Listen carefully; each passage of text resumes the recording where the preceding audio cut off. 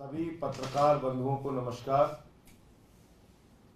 मैं बार बार ये कहता हूं कि भारतीय जनता पार्टी को भ्रष्टाचार से कोई परहेज नहीं है, बल्कि भ्रष्टाचार की सबसे बड़ी संरक्षक पार्टी कोई अगर है तो वो है भारतीय जनता पार्टी। ये बात इलेक्टोरल बॉन्ड में भी सामने आ गई। ये बात इस बात से भी साबित होती है कि अपने चंद पूंजीपति दोस्तों का भारत की सरकार ने और प्रधानमंत्री जी ने 15 लाख करोड़ रुपए माफ किया। 3.5 लाख करोड़ रुपए बैंकों के सेटलमेंट के जरिए चंद पूंजीपतियों का माफ किया गया। लेकिन उससे भी बड़ा मामला जो पूरे देश को हैरान कर देगा, पूरे देश को अचंभित कर देगा कि जिस 2G के खिलाफ खुद भारतीय जनता पार्टी के लोग चौराहे चौराहे पे, गली मोहल्ले में भारत के प्रधानमंत्री से लेकर पूरी पार्टी तक आंदोलन कर रही थी, प्रदर्शन कर रही थी, आवाज उठा रही थी और बार बार ये कह रही थी कि ये तरीका ठीक नहीं है। फर्स्ट कम फर्स्ट सर्विस की, फर्स्ट कम फर्स्ट सर्व की जो पॉलिसी है वो गलत है, यही आरोप था। और 2012 में माननीय सर्वोच्च न्यायालय का ऐतिहासिक जजमेंट आया, ऐतिहासिक जजमेंट। उन्होंने कहा कि स्पेक्ट्रम जो बांटे जाएंगे,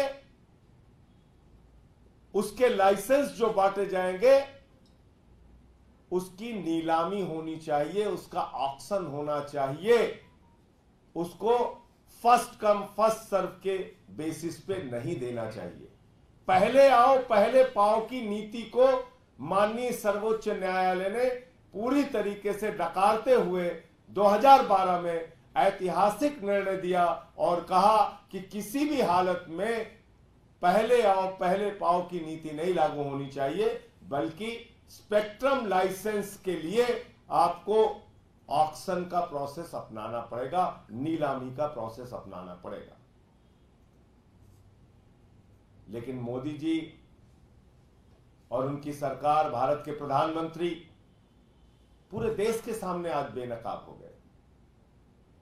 इन्होंने 2023 में जब 150 सांसद सदन से बाहर थे, उस समय वही नीति जिसके खिलाफ प्रधानमंत्री जी थे, वही नीति जिसके खिलाफ भारतीय जनता पार्टी थी, वही नीति जिसके खिलाफ पूरा देश था, वही नीति पास कर दी, पहले आओ पहले पाओ की नीति। एडमिनिस्ट्रेटिव प्रोसेस से स्पेक्ट्रम लाइसेंस देने की नीति देश की संसद में उस समय पास की गई जब लोकतंत्र की हत्या करके 150 सांसदों को निलंबित करके बाहर किया गया था। और अब सुप्रीम कोर्ट पहुंच गए। कहने लगे, हुजूर माई बाप, आप ये क्या कर रहे हैं? अगर हम ऑक्शन प्रोसेस में जाएंगे तो उससे तो देश का भला होगा, उससे तो देश की आमदनी बढ़ेगी, हमारे दोस्तों की आमदनी कैसे बढ़ेगी, हमारे सरकार की लूटखोरी कैसे बढ़ेगी, भ्रष्टाचार कैसे बढ़ेगा?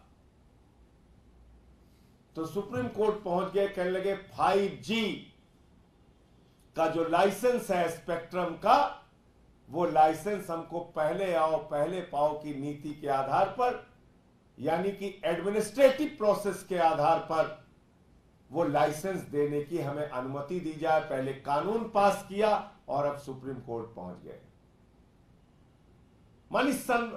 मानी सर्वोच्च न्यायालय के भी निर्णय लोग नहीं मानते। इलेक्टोरल बॉन्ड पे निर्णय आएगा, उसके खिलाफ खड़े। 2G पे 2012 का ऐतिहासिक फैसला आया, उसके खिलाफ खड़े। तो आज पूरे देश के सामने भारत के प्रधानमंत्री नरेंद्र मोदी और उनकी सरकार का चेहरा बेनकाब हो गया है। ये मोदी जी का 5G घोटाला है, 5G का महा घोटाला। अपने दोस्तों के लिए वो सब कुछ करने के लिए तैयार है। प्रधानमंत्री नरेंद्र मोदी जी देश के लिए नहीं, दोस्तों के लिए सब कुछ कुर्बान करने को तैयार हैं। अपने एक दोस्त को उन्होंने बिजली दे दिया, पानी दे दिया, सड़क दे दिया, स्टील दे दिया, कोयला दे दिया, गैस दे दिया, पोर्ट दे दिया, एयरपोर्ट दे दिया, पूरा हिंदुस्तान उसी आदमी को दे दिया। और अपने भतीजे को बीसीसीआई का चेयरमैन बना दिया। प्रधानमंत्री जी, आप इस देश की जनता को मूर्ख समझते हैं? 15 लाख करोड़ रुपए आपने चंद पूंजीपतियों का माफ कर दिया। देश के जितने भ्रष्टाचारी, बड़े बड़े भ्रष्टाचारी हैं, उनको बुला बुला के आपने अपनी पार्टी के अंदर शामिल कर लिया।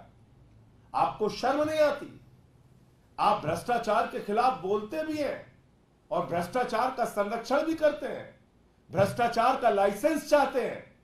ये 5G घोटाला जो प्रधानमंत्री नरेंद्र मोदी के नेतृत्व में देश के अंदर किया जा रहा है, ये घोटाला मैं ये समझता हूं कि भारत का सबसे बड़ा घोटाला साबित होगा। ये 5G महाघोटाला साबित होगा। इसलिए पूरे देश की जनता को इस बात के लिए आवाज उठानी चाहिए, सारी पार्टियों को इस बात के लिए आवाज उठानी चाहिए कि जिस प्रक्रिया का खुद प्रधानमंत्री ने और उनकी पार्टी ने विरोध किया, आज वही प्रक्रिया संसद के अंदर कैसे पास की गई, आज वही प्रक्रिया सुप्रीम कोर्ट से आप क्यों पास कराना चाहते हैं? आप का ये 5G महाघोटाला हम लोग होने नहीं देंगे। और आपका ये दोहरा चरित्र अब पूरे देश के सामने आ गया है। आप क्या क्या कर रहे हैं पूरा देश अब आप जान चुका है। 3.5 लाख करोड़ रुपए बैंकों का सेटलमेंट करने के नाम पर आपने चंद पूंजीपतियों का माफ कर दिया। और ये वीडियो आप लोग जरूर देखिए। भारत के प्रधानमंत्री ने अजीत पवार के बारे में क्या कहा था। अगर मैं एनसीपी की बात करूं तो एनसीपी पर भी करीब 70,000 करोड़ रुपए के घोटालों का आरोप है। महाराष्ट्र स्टेट कोऑपरेटिव बैंक घोटाला, महाराष्ट्र सिंचाई घोटाला, अवैध खनन घोटाला, इनकी लिस्ट भी बहुत लंबी है। बस बंद कर दीजिए। देखिए लंबी लिस्ट कौन सुना रहा है?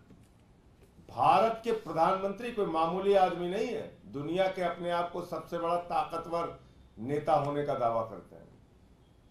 ये दुनिया के सबसे बड़े नेता नहीं है, ये दुनिया के सबसे बड़े भ्रष्टाचारियों के संरक्षक है। भारत के प्रधानमंत्री दुनिया के सबसे बड़े भ्रष्टाचारियों के संरक्षक। और ये आप देखिए, ये कोऑपरेटिव बैंक घोटाले में अजीत पवार और उनकी पत्नी सुनेत्रा पवार और उनके नेफ्यू तीनों को क्लीन चिट मिल गई।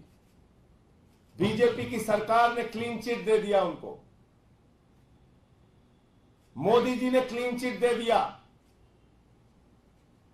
ये आप कर रहे हैं, खुद से आरोप लगाते हैं 70,000 करोड़ के घोटाले का, कोऑपरेटिव बैंक घोटाले का जिक्र करते हैं आप।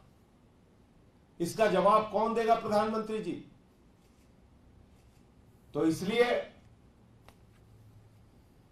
ये बात अब देश के सामने आ गई है कि देश के सारे संसाधन लूटकर, भ्रष्टाचार करके प्रधानमंत्री जी अपने चंद दोस्तों को देना चाहते हैं। और ये 5G का महाघोटाला, इसको करने के लिए सुप्रीम कोर्ट तक पहुंच गए हैं। आपके कोई प्रश्न हो तो आप पूछ सकते हैं।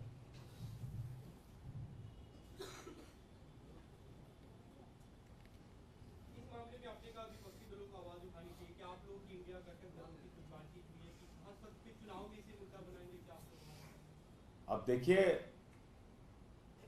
ये तो एक बहुत बड़ा मुद्दा है। निश्चित रूप से इसके बारे में हम लोग बोलेंगे।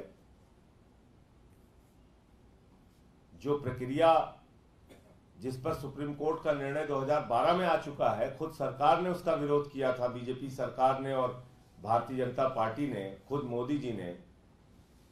आपका स्तर इतना, मतलब इतने खुलेपन पे आप उतर आए हैं कि आप पहुंच गए, आपने संसद में कानून भी पास कर लिया 150 सांसदों को निलंबित करके बाहर भी कर दिया अपने दोस्तों का फायदा पहुंचाने के लिए। मोदी जी अपने दोस्तों के लिए इस देश को नीलाम कर रहे हैं, इस देश के संसाधनों को नीलाम कर रहे हैं। उनको देश की चिंता नहीं है, अपने दोस्तों की चिंता है। सैम पित्रोदा का एक बयान आया है। प्रधानमंत्री 2 दिन पहले कह रहे थे कि संपत्ति जो है वो कांग्रेस ने अपने मैनिफेस्टो में रखा है कि आपकी संपत्ति लेकर दे दी जाएगी। तो अब सैम पित्रोदा कह रहे हैं, विरासत कानून की बात कर रहे हैं जो अमेरिका में है, उसका जिक्र वो करते हुए कहते हैं कि देश को भी मिलना चाहिए संपत्ति। भैया देश की सारी संपत्ति तो प्रधानमंत्री जी लूट लूट के अपने दोस्तों को दे रहे हैं। मैंने गिना तो दिया कि ये फिर बोलूं, बार बार बोलना पड़ता है। अपने एक ही दोस्त को, एक ही प्यारा दोस्त है उनका, जिसको उन्होंने कोयला दे दिया, गैस दे दिया, बिजली दे दिया, पानी दे दिया, सड़क दे दिया, पोर्ट दे दिया, एयरपोर्ट दे दिया, आकाश दे दिया, पाताल दे दिया, पूरा हिंदुस्तान उसी को दे दिया।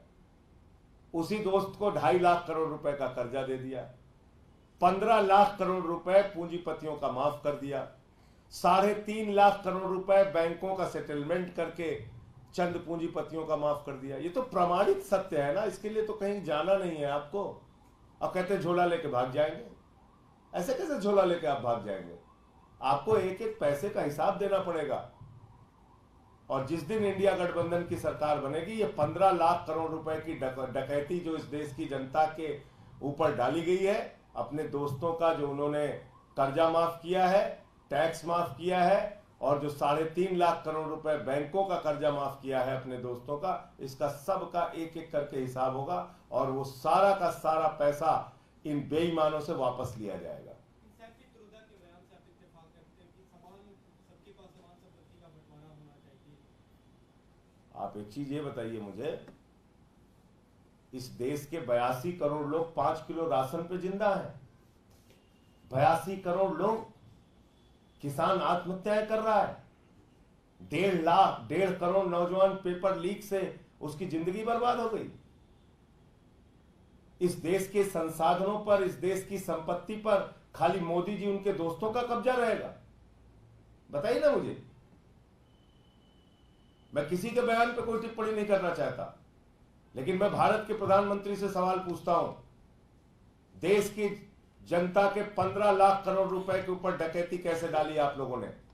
3.5 लाख करोड़ रुपए अपने दोस्तों का बैंक का कर्जा क्यों माफ किया आपने? आपके दोस्त मेहुल चौकसी, नीरव मोदी 20,000 करोड़ लूटकर बैंकों का भाग गए, उसका जवाब कौन देगा? ललित मोदी 3,000 करोड़ लूट के भाग गया, उसका जवाब कौन देगा? 6,000 करोड़ नितिन संदेशरा लेके भाग गया, उसका जवाब कौन देगा? 10,000 करोड़ रुपए विजय माल्या लेके भाग गया, उसका जवाब कौन देगा? आपने इस देश की जनता को मूर्ख समझ रखा है। जितने बेईमान चोर हैं पूरे देश के, उनको अपनी पार्टी में शामिल करके आप उनको क्लीन चिट देते जा रहे हैं। कहीं ईडी का क्लीन चिट, कहीं सीबीआई का क्लीन चिट, कहीं ईओडब्ल्यू का क्लीन चिट, और फिर आप भ्रष्टाचार के खिलाफ भी बोलेंगे। इस देश की जनता को मूर्ख मत समझिए प्रधानमंत्री जी, लोग जाग चुके हैं।